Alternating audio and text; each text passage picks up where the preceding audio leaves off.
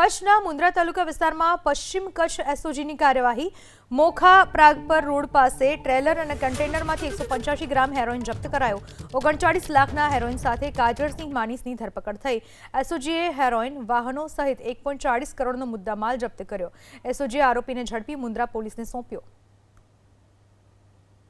Mokha Pragpar road પાસે trailer અને કન્ટેનરમાંથી ડ્રગ્સનો જથ્થો ઝડપાયો છે। સાથે જ એક આરોપીને ઝડપી પાડવામાં આવ્યો છે। કચ્છના મુન્દ્રા તાલુકાની ઘટના છે। મોખા પ્રાગપર રોડ પાસે ટ્રેલર અને કન્ટેનરમાંથી 185 ગ્રામ હેરોઇન જપ્ત કરાયો। મોખા પ્રાગપર રોડ પાસે ટ્રેલર અને કન્ટેનરમાંથી 185 ગ્રામ હેરોઇન જપ્ત કરાયો।